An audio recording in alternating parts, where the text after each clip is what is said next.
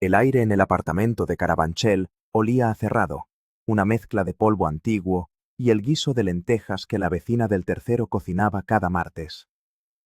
Mateo, con 12 años, estaba sentado en el borde de su cama, una estructura de metal que crujía con cada movimiento.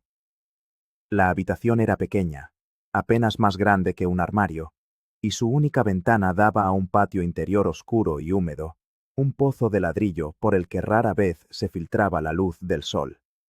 Desde allí podía oír el zumbido constante de los aparatos de aire acondicionado y las conversaciones fragmentadas de otras familias. Había aprendido a ignorar el ruido, a convertirlo en un murmullo de fondo para su propia existencia silenciosa. Su padre, Ricardo, estaba en el salón, leyendo el periódico deportivo. No había levantado la vista cuando Mateo volvió del colegio. Era su costumbre. Desde la muerte de Isabel, la madre de Mateo, 3 años atrás, Ricardo se había replegado en un caparazón de apatía. La comunicación entre ellos se había reducido a lo estrictamente necesario: monosílabos, gestos y, sobre todo, silencios. Elena entró en el apartamento cargada con bolsas de la compra. Era la nueva esposa de Ricardo, casada con él desde hacía poco más de un año. Tenía una sonrisa que no solía llegar a sus ojos y una forma de moverse por el espacio que dejaba claro que ahora era su territorio. Detrás de ella venía su hijo, Javier, un niño de 8 años con el pelo rubio y una energía que parecía llenar cada rincón. «Mateo, ayuda con las bolsas», dijo Elena sin mirarle, mientras dejaba las suyas sobre la mesa de la cocina. Su voz era siempre un tono más alta de lo necesario. Mateo se levantó sin decir palabra y fue hacia la entrada. Cogió las 2 bolsas más pesadas y las llevó a la cocina. Javier, mientras tanto, corrió hacia Ricardo, enseñándole un cromo brillante que había conseguido en el kiosco. Ricardo bajó el periódico y le revolvió el pelo, una rara muestra de afecto que Mateo no recordaba haber recibido en meses, o quizás años. Más tarde, mientras Elena deshacía la compra, sacó una caja de galletas de chocolate y se la dio a Javier. «Toma, cariño, para merendar». Luego miró a Mateo, que observaba desde el umbral de la cocina. «Para ti hay fruta en el cuenco. No comas tantas porquerías». No era la primera vez. Las diferencias eran pequeñas, casi invisibles para un observador externo, pero para Mateo eran tan claras como el día. La ropa de Javier siempre era nueva, de marca, mientras que la suya era heredada de primos o comprada en mercadillos, a menudo una talla más grande o más pequeña. Cuando Javier sacaba un notable en un examen, Elena lo celebraba preparando su cena favorita. Cuando Mateo traía un sobresaliente, Ricardo apenas asentía y decía «bien», antes de volver a sus asuntos. La habitación de Javier era la que antes había sido de sus padres, la más grande y luminosa, con un balcón que daba a la calle. La de Mateo era el antiguo trastero, adaptado con una mano de pintura y muebles viejos. Elena había explicado que Javier necesitaba más espacio para jugar y estudiar. Nadie le preguntó a Mateo su opinión. Su único vínculo con el mundo exterior, con el pasado donde su madre aún existía, eran las llamadas esporádicas de su tío Arturo desde Buenos Aires. Arturo era el hermano de Isabel. Se había marchado a Argentina de joven y había montado un negocio de importación y exportación que, con los años, le había ido muy bien. Su voz, con aquel acento porteño que a Mateo le sonaba a música lejana, era un bálsamo. «¿Cómo estás, campeón? ¿Tu padre te cuida bien?», preguntaba siempre. «Sí, tío. Todo bien», respondía Mateo, porque no sabía cómo explicar la sutil red de indiferencia que lo envolvía. No quería preocupar a su tío, la única persona que parecía recordarle con genuino cariño. En una de esas llamadas, cuando Mateo tenía 13 años, escuchó a su padre hablar con Arturo. Ricardo había puesto el altavoz. «Ricardo, escúchame. decía la voz metálica de Arturo. Isabel me hizo prometer que cuidaría del chico si a ella le pasaba algo. No puedo estar allí, pero quiero asegurarme de que no le falte de nada. He abierto una cuenta a su nombre, un fondo. Cada año ingresaré una cantidad. Es para sus estudios, para su futuro, para que tenga un buen comienzo en la vida. Tú serás el administrador hasta que cumpla los 25. Confío en ti, Ricardo. Es por el chico. Ricardo carraspeó. Arturo, no tenías por qué. Es mucha responsabilidad. Es mi responsabilidad. Y ahora también la tuya. Asegúrate de que ese dinero se use para lo que es. Para Mateo. Después de colgar, Ricardo miró a Mateo, que había escuchado todo desde el pasillo. Había una extraña mezcla de incomodidad y cálculo en su mirada. Tu tío es un hombre generoso, dijo, y fue lo único que comentó al respecto. El tema del fondo nunca más se mencionó en su presencia. Los años pasaron. Las pequeñas diferencias se convirtieron en abismos. Cuando Javier cumplió los 16, Ricardo y Elena le compraron un ciclomotor. La excusa fue que lo necesitaba para ir al instituto, que estaba lejos, aunque en realidad podía llegar en 20 minutos en autobús. La moto, una derby senda de colores llamativos, se convirtió en el centro de la vida social de Javi. Mateo, que cumplió los 18 ese mismo año, necesitaba libros para el último curso de bachillerato. Le costó 3 días de insistencia conseguir que Ricardo le diera el dinero, y lo hizo con un suspiro de fastidio, como si le estuviera pidiendo un lujo innecesario. Esta casa no es un banco, Mateo. Tenemos muchos gastos. El instituto de Javi es muy caro.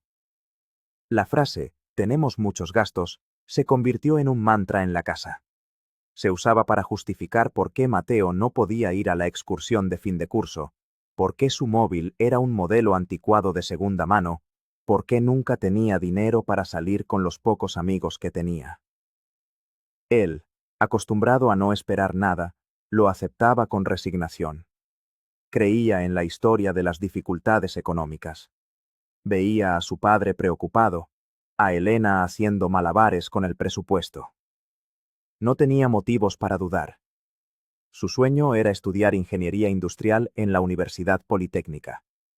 Se pasó el último año de instituto estudiando hasta altas horas de la noche en su pequeña habitación, con la única luz de un flexo que parpadeaba.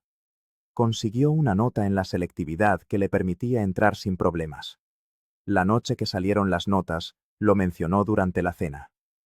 He entrado en la Politécnica, dijo, con un hilo de esperanza en la voz. Elena dejó los cubiertos en el plato. ¿Ingeniería? ¿Y quién va a pagar eso? Las matrículas son carísimas, y los libros, el transporte. Ricardo suspiró, sin levantar la vista de su plato.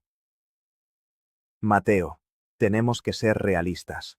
No podemos permitírnoslo. La prioridad ahora es Javi, que termine el bachillerato bien y pueda ir a una buena universidad.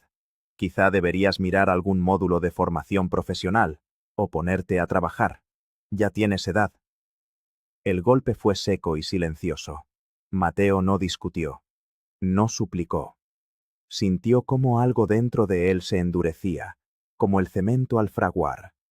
Asintió lentamente, se levantó de la mesa y se fue a su habitación. Esa noche no durmió. Miró por la ventana el oscuro patio interior y tomó una decisión.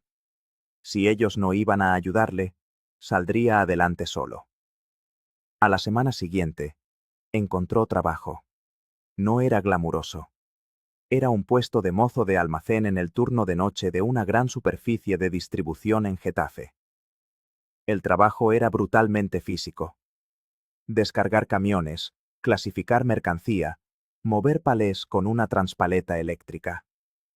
El almacén era un lugar inmenso, frío en invierno y sofocante en verano, lleno del olor a cartón y plástico y el pitido incesante de la maquinaria. Sus compañeros eran hombres mayores, inmigrantes y otros jóvenes como él, que habían abandonado los estudios por necesidad. Nadie hacía preguntas personales.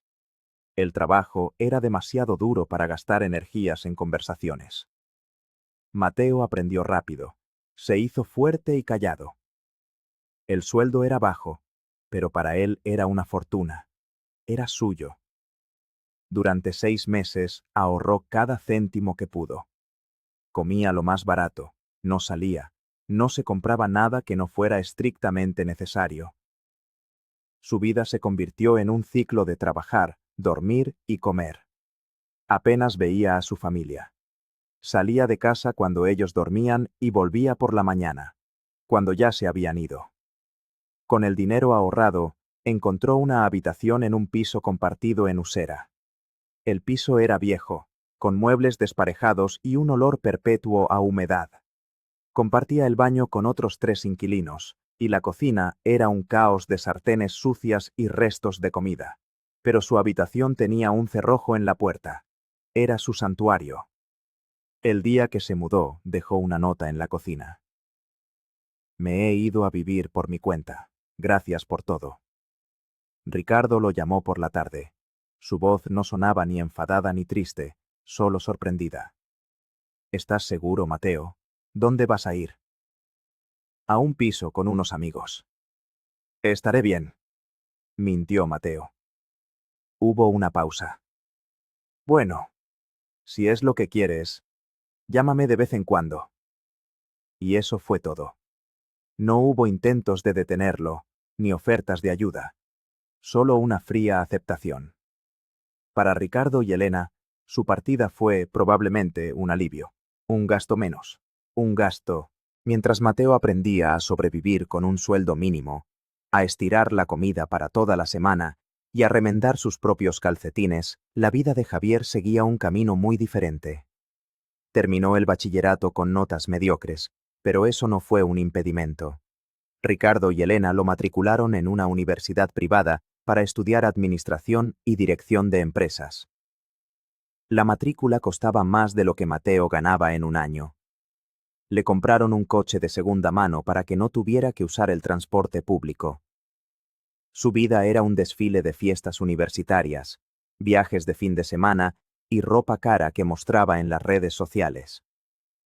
Mateo veía sus fotos a veces, en el móvil, durante su descanso de 30 minutos en el almacén. Veía a Javi sonriendo en la nieve en Navacerrada, en la playa en Gandía, en bares del centro de Madrid.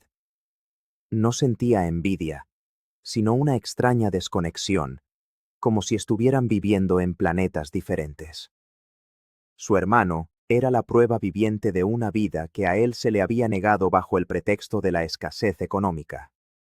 Una escasez que, empezaba a sospechar, era selectiva. Pasaron los años. Mateo cumplió los 23. Seguía en el almacén, aunque ahora era encargado de sección. Ganaba un poco más, lo suficiente para vivir sin agobios en su modesto piso compartido. Había aprendido a disfrutar de las pequeñas cosas. Un libro comprado en una tienda de segunda mano, una tarde tranquila en el Parque del Retiro, una cerveza solitaria en un bar de su barrio. Había aceptado su destino. Un día, recibió un mensaje de Elena. Era la primera vez que le escribía directamente en años. Mateo, nos hemos mudado. Te mando la nueva dirección. El sábado hacemos una pequeña fiesta de inauguración. Nos gustaría que vinieras. La dirección era de un piso en el barrio de Chamberí, una de las zonas más cotizadas de Madrid. Mateo sintió una punzada de incredulidad. ¿Cómo podían permitirse un piso allí con sus supuestos problemas económicos? La curiosidad, mezclada con un antiguo y persistente anhelo de conexión familiar, le hizo decidirse a ir. El sábado se puso su mejor camisa, compró una botella de vino y se dirigió a la nueva dirección. El edificio era señorial, con un portal de mármol y un ascensor con puertas de madera labrada. El apartamento de su padre estaba en la 4ª planta.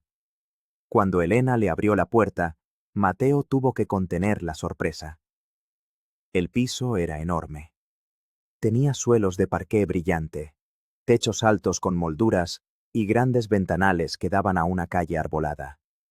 Los muebles eran nuevos, de diseño moderno. En el salón, una televisión de pantalla plana del tamaño de una mesa de ping-pong colgaba de la pared. «Hola, Mateo, pasa», dijo Elena con una sonrisa que esta vez parecía genuina. Estaba radiante. Ricardo salió a recibirle, vestido con un polo de marca. «¿Qué te parece? Un cambio, ¿eh? Una buena inversión. Los pisos en esta zona nunca bajan». Javier estaba en el sofá, jugando a una videoconsola. Apenas levantó la vista para saludar. «¿Qué pasa, tío?» En la fiesta había algunos vecinos y amigos de Ricardo y Elena. Todos hablaban del piso, de la decoración, de las ventajas del barrio. Mateo se sentía como un extraño, un espectador en una obra de teatro que no entendía. ¿De dónde había salido el dinero para todo aquello? Fue entonces cuando Elena empezó con algo nuevo. «Mateo, ven, vamos a hacernos una foto de familia», dijo, cogiéndole del brazo y situándole al lado de Ricardo.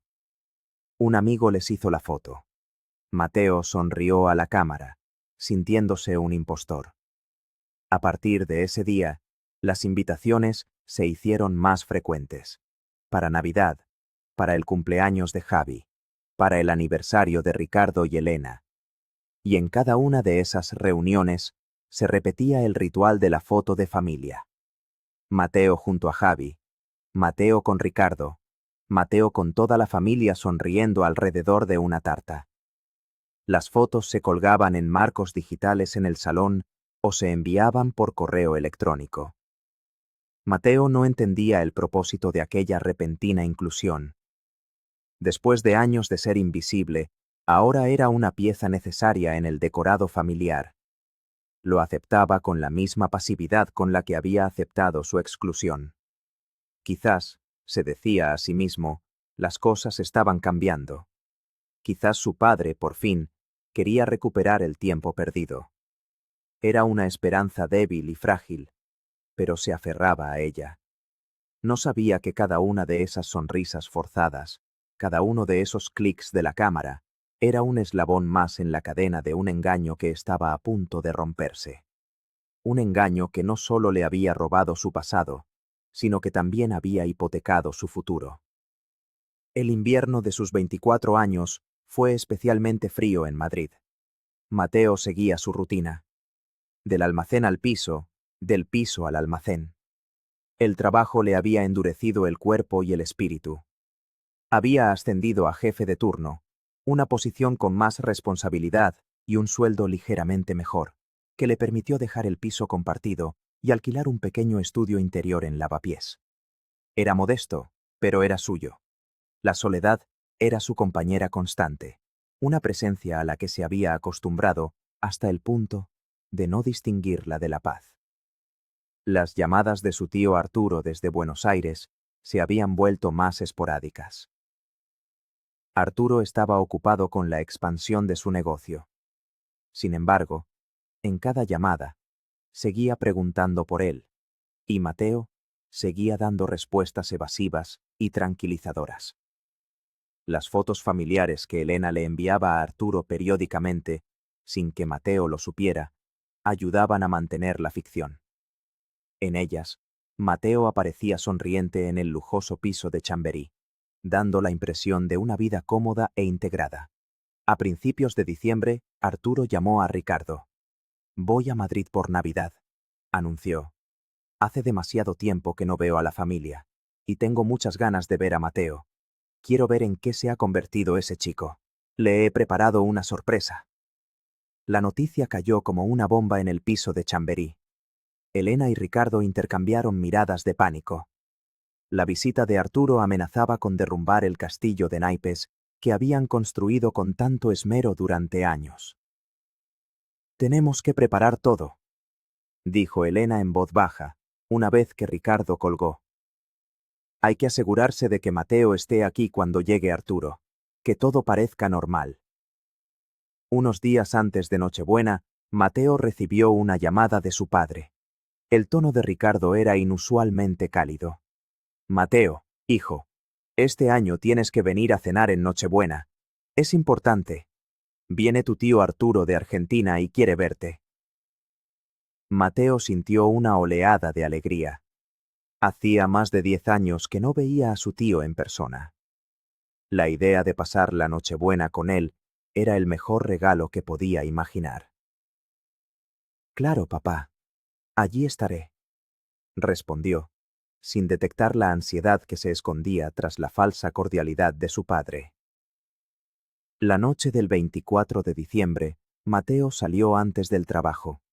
Se puso la única camisa decente que tenía y cogió el metro hacia Chamberí. Llevaba una pequeña caja envuelta en papel de regalo. Dentro, una brújula antigua que había encontrado en el rastro, un regalo simbólico para su tío, el viajero. Cuando llegó al piso, la atmósfera era tensa. Elena iba de un lado a otro, retocando la decoración. Ricardo no paraba de mirar el reloj. Javier estaba tumbado en el sofá, absorto en su teléfono. Arturo llegó puntual. Era un hombre alto, de pelo canoso y piel curtida por el sol. A pesar de sus 60 años, se movía con una energía juvenil. Abrazó a Ricardo y a Elena, y luego sus ojos buscaron a Mateo. ¡Mateo!, exclamó, y lo estrechó en un abrazo de oso que a Mateo le supo ahogar. «¡Pero qué hombretón estás hecho! No te reconocería por la calle». Se sentaron en el salón. Arturo no dejaba de mirar a su sobrino. «Tu padre me ha dicho que estás hecho un campeón, trabajando duro, independiente. Estoy muy orgulloso de ti». Mateo sonrió, incómodo. «Hago lo que puedo, tío».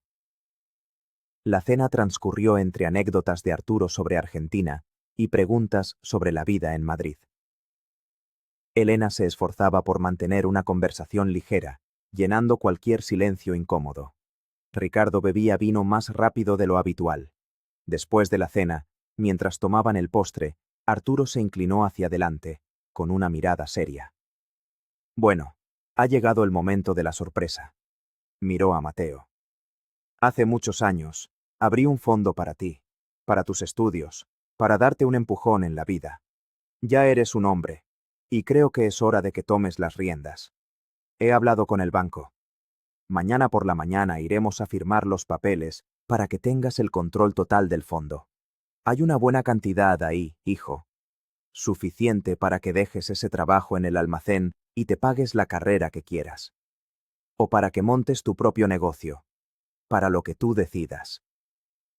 En la habitación se hizo un silencio absoluto, tan denso que se podía cortar. Mateo miró a Arturo, confundido. «¿Fondo? ¿Qué fondo?». Arturo frunció el ceño.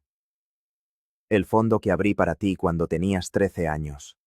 Tu padre ha sido el administrador todo este tiempo». Se giró hacia Ricardo. «Ricardo, ¿no se lo has explicado?». Ricardo estaba pálido como el papel. Dejó la copa de champán sobre la mesa con un temblor que delató su nerviosismo. «Arturo, es complicado». Elena intervino rápidamente. «Arturo, Mateo es muy responsable. Ha preferido ganarse la vida por sí mismo. No ha querido depender de nadie». Pero Arturo no la escuchaba. Sus ojos, ahora duros como el acero, estaban fijos en Ricardo. «Ricardo, ¿dónde está el dinero?». Mateo sentía que el suelo se abría bajo sus pies. Fragmentos de conversaciones, excusas y mentiras de los últimos 10 años empezaron a encajar en su mente como las piezas de un rompecabezas macabro. La falta de dinero para sus estudios, el ciclomotor de Javi, el coche, la universidad privada, el lujoso piso en Chamberí. «Papá», susurró Mateo, con la voz rota. «¿Es por eso que no pude ir a la universidad?». Ricardo no pudo sostenerle la mirada. Agachó la cabeza, derrotado. La voz de Arturo resonó en la sala, fría y cortante. «He estado ingresando dinero en esa cuenta cada año, Ricardo. Religiosamente. He estado recibiendo los extractos. He visto los movimientos. Grandes retiradas de efectivo. Pagos de matrículas de una universidad privada. La entrada para un coche. Y hace 2 años, Una transferencia de 150.000 euros a una cuenta a tu nombre. Supongo que para la entrada de este piso. Arturo se levantó, su imponente figura proyectando una sombra sobre Ricardo. Te di mi confianza. Te confié el futuro del hijo de mi hermana. Y tú se lo has robado. Has vivido a cuerpo de rey a su costa, mientras él se dejaba la espalda en un almacén para sobrevivir. Me has engañado con estas estúpidas fotos, dijo, señalando el marco digital donde una imagen de la feliz familia sonreía en bucle. Para que yo pensara que todo estaba bien, que lo cuidabas como a un hijo. Elena se echó a llorar, un llanto teatral que no conmovió a nadie. No lo entiendes. Teníamos que darle un futuro a Javi.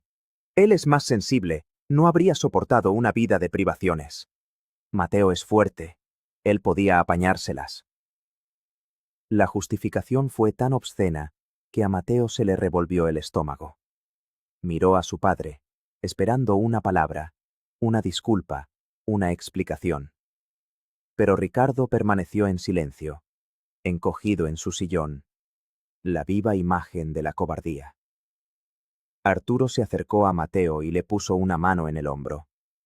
Su furia se había transformado en una profunda tristeza. Lo siento, hijo. Lo siento mucho. Debería haber estado más pendiente. Debería haber vuelto antes. Mateo negó con la cabeza. No podía hablar. Sentía un dolor sordo en el pecho, el dolor de una traición que iba más allá del dinero. Era la traición a su infancia, a sus sueños, a la memoria de su madre. Vámonos de aquí, Mateo, dijo Arturo con voz firme. Recoge tus cosas. Te vienes conmigo.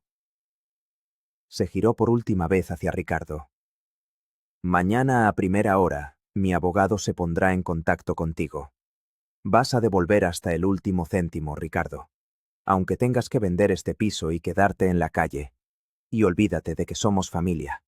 Desde esta noche, para mí estás muerto.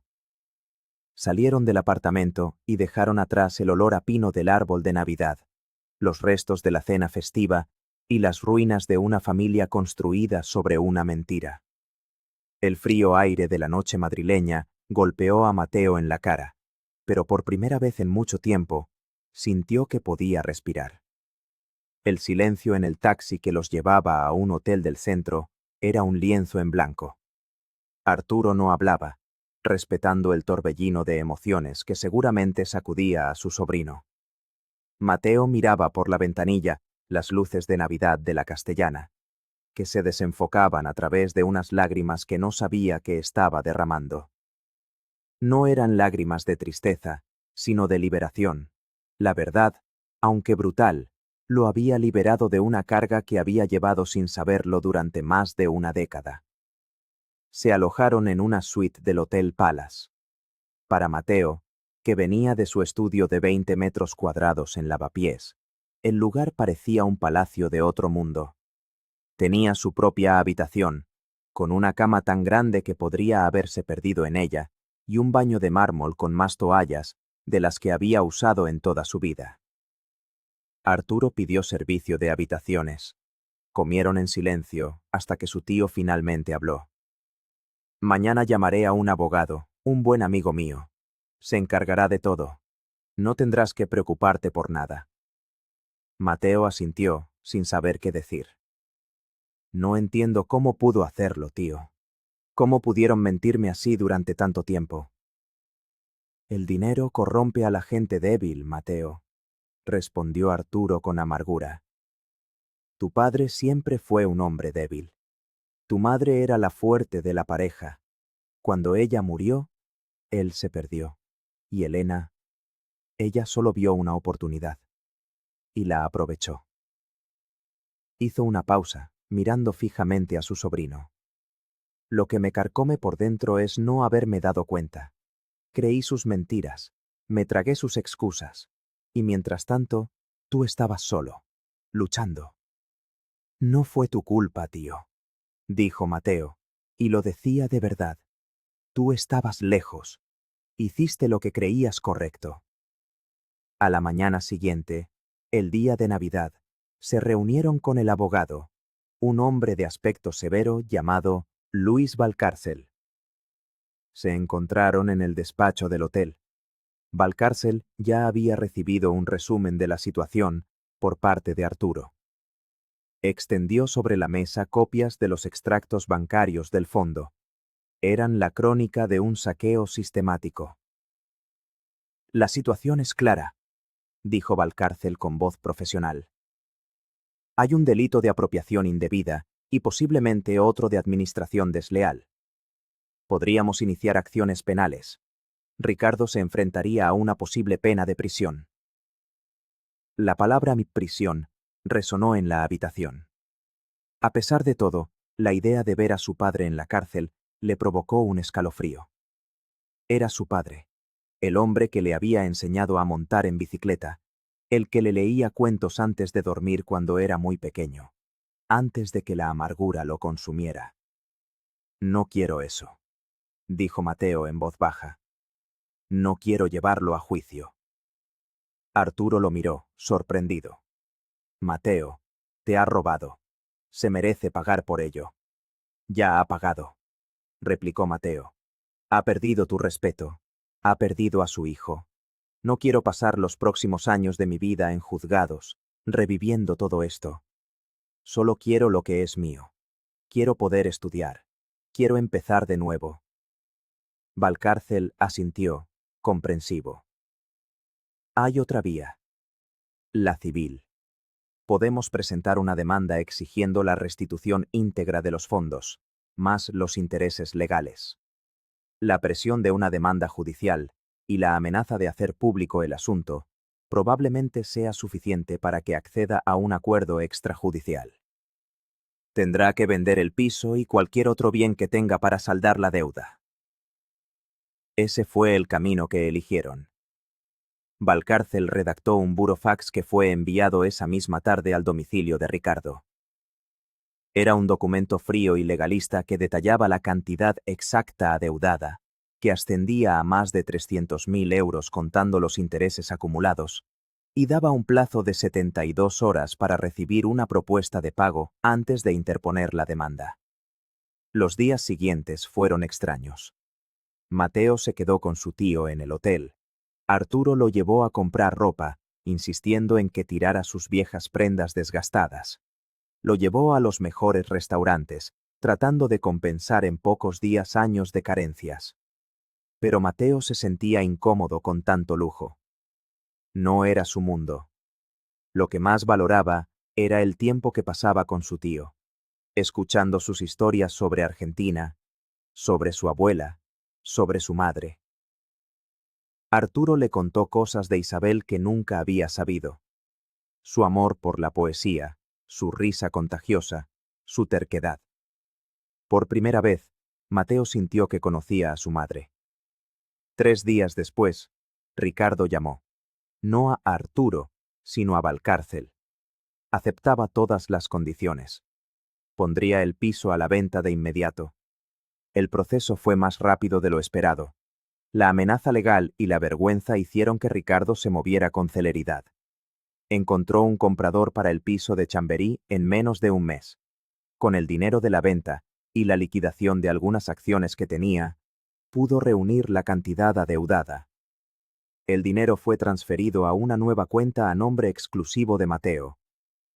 Durante todo ese tiempo, Mateo no volvió a hablar con su padre ni con Elena. Recibió algunos mensajes de Javi, confusos y victimistas. «Nos has arruinado la vida», decía uno. «Mi padre está destrozado por tu culpa», decía otro. Mateo los leyó y los borró sin contestar. Con el dinero recuperado, el mundo se abrió ante él. Podía hacer cualquier cosa. Arturo le ofreció irse con él a Buenos Aires, trabajar en su empresa. Era una oferta tentadora, un borrón y cuenta nueva en otro continente. «Gracias, tío, pero mi vida está aquí», le dijo Mateo. «Quiero estudiar. Quiero conseguir por mí mismo lo que me quitaron. Quiero demostrarme que puedo hacerlo». Arturo sonrió, con los ojos brillantes de orgullo. «Sabía que dirías eso. Eres igual de testarudo que tu madre». Mateo se matriculó en la universidad. No en ingeniería, como había soñado de adolescente. Sus años en el almacén le habían dado una perspectiva diferente. Se interesó por la logística, por la compleja coreografía de la cadena de suministro. Se matriculó en el grado de Administración y Dirección de Empresas, con la intención de especializarse en logística y comercio internacional. Alquiló un pequeño apartamento para él solo en el barrio de Argüelles, cerca de la universidad. Era luminoso y tranquilo. Por primera vez en su vida, tenía un espacio que sentía como un verdadero hogar. Los primeros meses en la universidad fueron un desafío. Era mayor que la mayoría de sus compañeros y se sentía un poco fuera de lugar, pero su disciplina, forjada en años de trabajo duro, le dio una ventaja. Estudiaba con una intensidad que sorprendía a sus profesores. Mientras Mateo construía su nueva vida, la antigua se desmoronaba. Ricardo y Elena, tras vender el piso, se mudaron a un pequeño apartamento de alquiler en Leganés, un barrio obrero al sur de Madrid. Era un regreso humillante a un estatus social del que habían intentado escapar a toda costa. Ricardo, deprimido y desacreditado, no encontraba trabajo. Elena, sin experiencia laboral y sin la red social que había cultivado en Chamberí, se sentía aislada y resentida. Javi fue el que peor llevó el cambio. Tuvo que abandonar la universidad privada. Sin dinero y sin perspectivas, se encontró a la deriva. Acostumbrado a una vida fácil, no tenía la resiliencia ni la ética de trabajo para empezar desde abajo. Pasaba los días en casa, culpando a Mateo, a sus padres y al mundo de su desgracia. Un día, Mateo se cruzó con él por la calle. Javi estaba más delgado, con la ropa gastada y una mirada perdida. Al ver a Mateo, su expresión se endureció. «Debes de estar contento», le espetó con veneno. «Lo tienes todo, y a nosotros nos has dejado sin nada». Mateo lo miró con calma, sin ira. «Yo no os he quitado nada, Javi. Solo he recuperado lo que era mío, lo que vosotros me quitasteis a mí. Tuviste todas las oportunidades que yo no tuve. Si ahora no tienes nada, no es mi culpa». Se dio la vuelta y siguió su camino, dejando a Javi plantado en medio de la acera. No sintió satisfacción, solo una profunda lástima. Los años universitarios pasaron volando. Mateo no solo sacó notas excelentes, sino que también empezó a trabajar a tiempo parcial con su tío. Arturo había abierto una pequeña oficina de enlace en Madrid, y Mateo se encargaba de la gestión. Aprendió sobre aduanas, transporte marítimo y negociación con proveedores. Era la aplicación práctica de todo lo que estudiaba. En su último año de carrera, conoció a Laura, una compañera de clase. Era inteligente, divertida y tenía una visión del mundo optimista que contrastaba con el cinismo pragmático de Mateo. Empezaron a estudiar juntos, luego a tomar café, y poco a poco, una amistad se convirtió en algo más. Con ella, Mateo aprendió a confiar, a compartir sus miedos y a reírse de sí mismo. Por primera vez, no se sentía solo. Se graduó con el mejor expediente de su promoción. El día de la ceremonia de graduación, en primera fila, estaban Arturo y Laura, aplaudiendo con entusiasmo. Mateo, con el título en la mano, sintió que cerraba un círculo. Poco después, Arturo le hizo una propuesta. «Quiero expandir el negocio en Europa, y Madrid es la base perfecta. Pero yo estoy viejo para tanto ajetreo. Quiero que tú te hagas cargo, que montes la filial europea de la empresa. Te doy total autonomía». Era el sueño de su vida, la oportunidad de construir algo propio, basado en el mérito y el trabajo duro. Un año más tarde, Mateo estaba en su nueva oficina, un espacio moderno y luminoso en el norte de Madrid. Las paredes eran de cristal, y desde su despacho se veía el ajetreo de la ciudad. Sobre la mesa, los planos de un nuevo centro logístico que iban a construir en las afueras. Laura, que ahora trabajaba con él como directora financiera, entró con una taza de café. «Llamaron de la inmobiliaria», dijo ella. «El piso de tus padres en Leganés. Al parecer, llevan 3 meses sin pagar el alquiler y el propietario va a iniciar el desahucio. Preguntaban si queríamos intervenir. Mateo miró por la ventana. Pensó en su padre, un hombre reducido a una sombra de lo que fue. En Elena, atrapada en su propio resentimiento. En Javi, perdido en un limbo de autocompasión. Sintió un eco lejano de la vieja herida, pero ya no dolía. Era solo una cicatriz. No, dijo con voz tranquila. No es nuestro problema. Laura asintió, comprendiendo. Le puso una mano en el hombro. Mateo se giró y le sonrió. Una sonrisa genuina, tranquila. Miró de nuevo los planos sobre la mesa, el futuro que estaba construyendo con sus propias manos. El pasado, por fin, estaba donde debía estar. Atrás,